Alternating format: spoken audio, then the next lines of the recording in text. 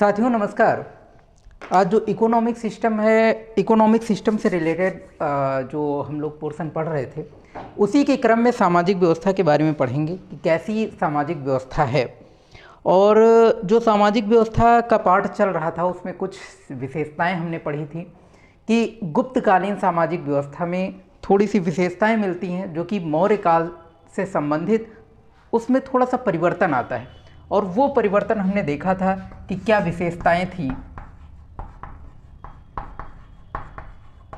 विशेषताओं में 3-4 पॉइंट हमने विशेष तौर से देखा था कि स्त्रियों की दशाओं में थोड़ा सा परिवर्तन आया था, यहाँ तक कि उनको संपत्ति का अधिकार दिया गया था। लेकिन कुछ चीज़ें थी जो कि हमने देखा था कि थोड़ा सा परिवर्तन उसमें मिलता है कि यहाँ तक कि जब संपत्ति का अधिकार दे दिया जाता है लेकिन फिर भी कुछ कुरीतियाँ मिलती हैं ये चीज़ें। लेकिन जैसे ही हम वैश्यों के काल में आएंगे तो वैश्यों का कार्य इसमें थोड़ा सा गिरावट मिलता है। तो ये भी विशेषता हमने पढ़ी थी। दूसरी विशेषता हमने पढ़ी थी जो है पेशेवर, जो विभिन्न पेशेवर थे उनमें कुछ जातियों का अस्तित्व सामने मिलता है। लेकिन इन्हीं विशेषताओं की चर्चा करते हुए हमारा वीडियो पोस्टपोन हो गया था और आज जो रिमेनिंग पार्ट है उसका आज उसके बारे में हम विशेष तौर से बात करेंगे। और उसमें जो समाज, भारतीय समाज है, भारतीय समाज, इसमें जो परंपरागत आपने वर्ण व्यवस्था पढ़ी थी, ब्राह्मण, क्षत्रिय, वैश्य और कौन सा, शूद्र, 4 आपने परंपरागत वर्ण व्यवस्था पढ़ी थी। और इनके बारे में आपने देखा था मौर्यकालीन व्यवस्था में भी और मौर्योत्तरकालीन व्यवस्था में भी कि ये जो वर्ण थे ये अपने अनुसार ही कर्म करते थे। चाहे वो ब्राह्मण है तो उसको चारों वर्ण आपको मिलते हैं कि वो अध्ययन कर सकता था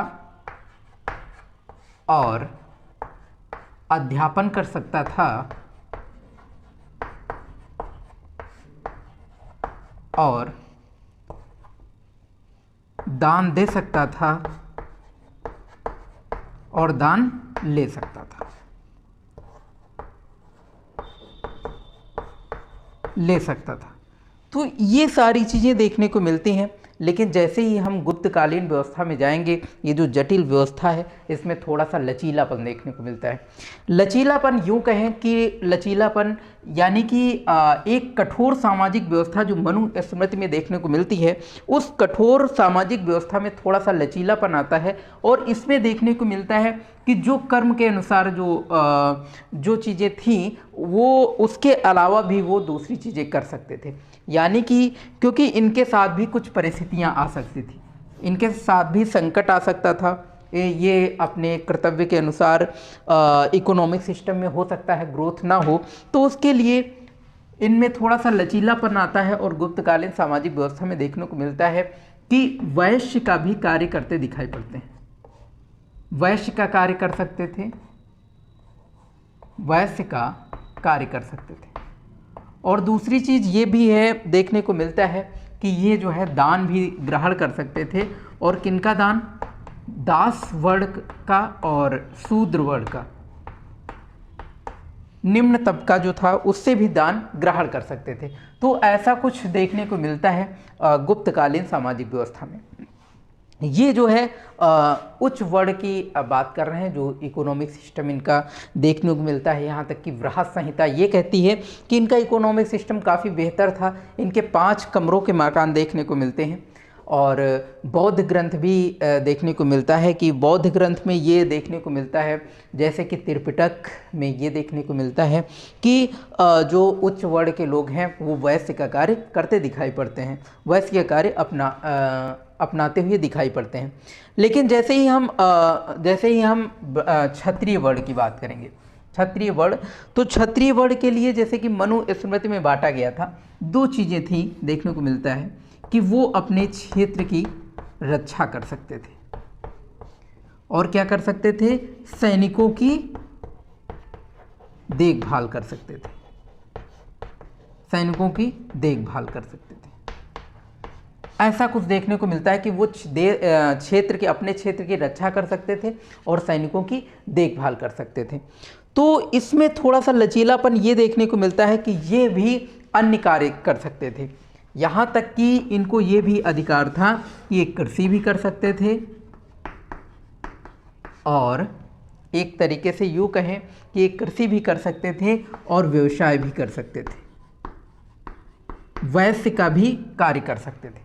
ऐसा कुछ देखने को मिलता है। तो ये चीज़ें क्षत्रिय वर्ण में भी लचीलापन देखने को मिलता है। तो यहाँ तक कि कहें कि जो चारों वर्ण थे उसमें थोड़ा सा लचीलापन आया।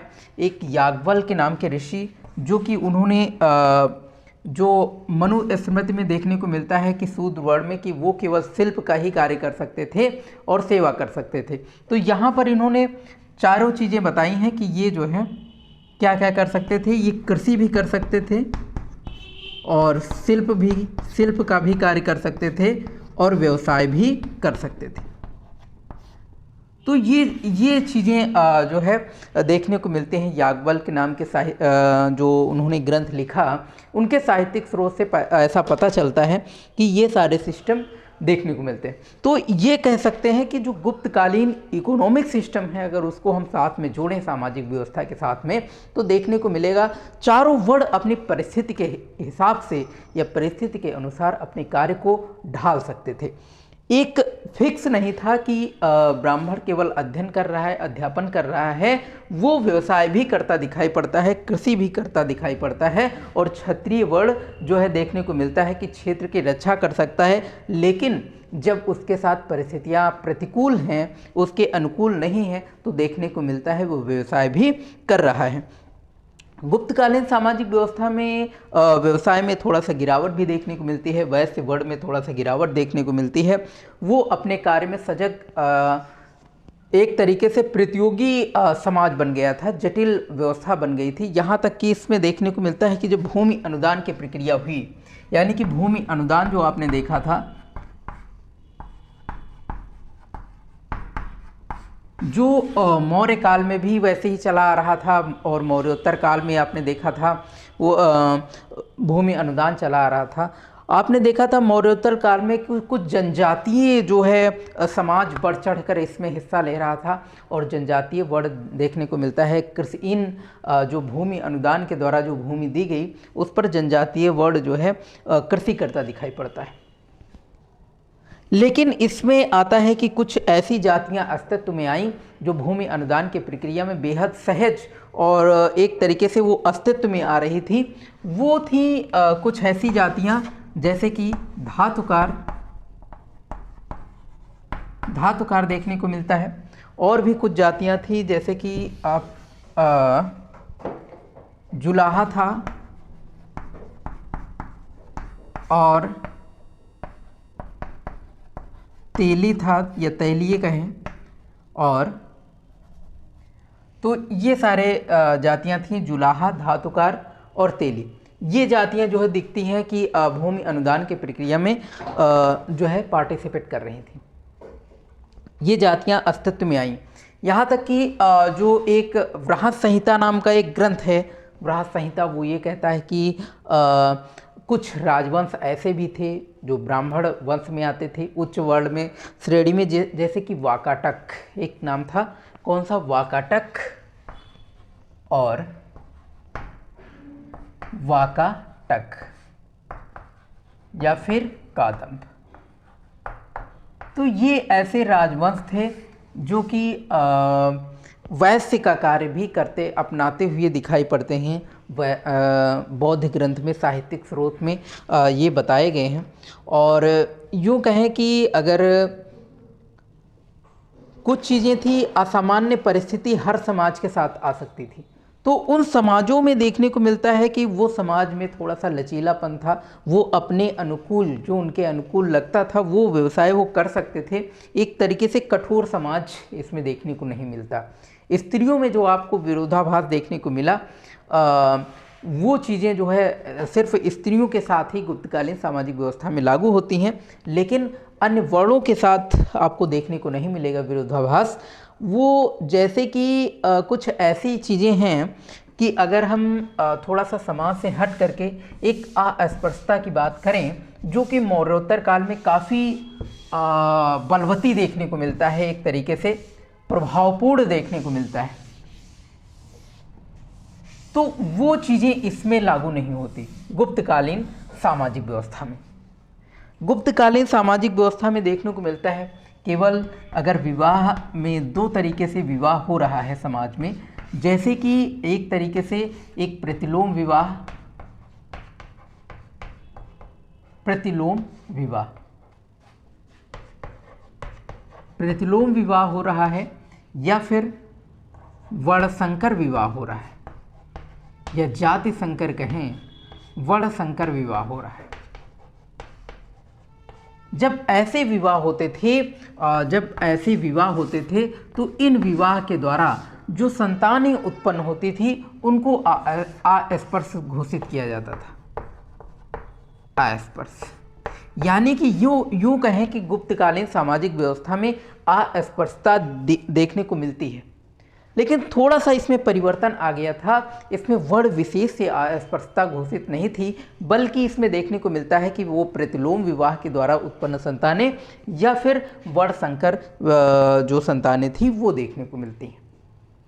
तो अस्पृश्य, और यूँ कहें कि कुछ ऐसे भी ग्रंथ थे जिसमें देखने को मिला आपको, जैसे कि अगर हम कहें विदेशी, जो कि फाहियान एक यात्री था, उसके द्वारा जो कुछ ग्रंथ मिलते हैं उसमें थोड़ा सा जिक्र आपको मिलेगा अस्पृश्यता का।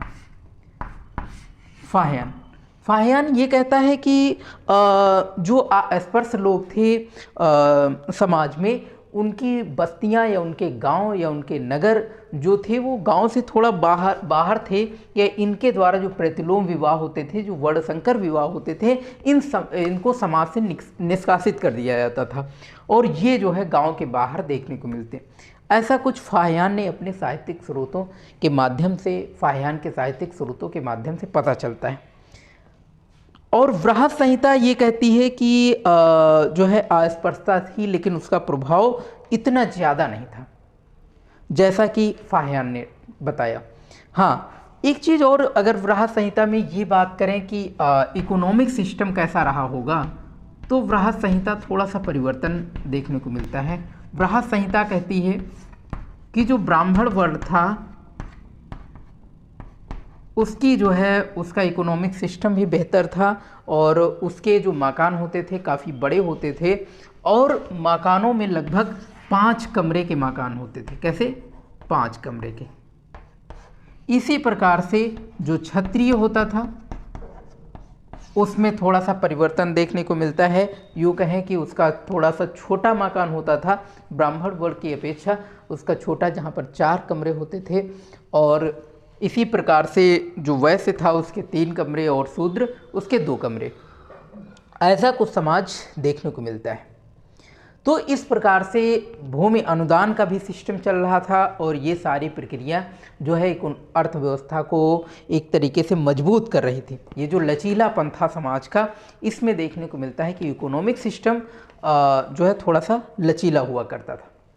तो ये चीज़ें हैं। इसी क्रम में हम कुछ और चीज़ें पढ़ेंगे जो है समाज के बारे में, जैसे कि उस समय जो कुरीतियाँ थी, सामाजिक कुरीतियाँ, वो क्या पूर्ण तरीके से व्याप्त थी, या उनमें भी समाज में थोड़ा सा परिवर्तन आने से, लचीलापन आने से उन कुरीतियों पर पाबंदी लगाई गई थी। ऐसा कुछ, और इन सामाजिक जो प्रचलन में जो परंपराएं थी, जो प्रथाएं थी, वो उनको विस्तार से हम अगले सेशन में पढ़ेंगे। और साथियों, इसी के साथ ही पूर्वकालीन समाज के बारे में ये सारी चीज़ें आपको अगले सेशन में मिलेंगी। और अगर आप चैनल पर नए हैं तो लाइक, सब्सक्राइब और शेयर करें, और इस चैनल को ज़्यादा से ज़्यादा लोगों तक पहुँचाएँ। साथियों, इसी के साथ मैं अलविदा लेता हूँ। जय हिंद, जय भारत।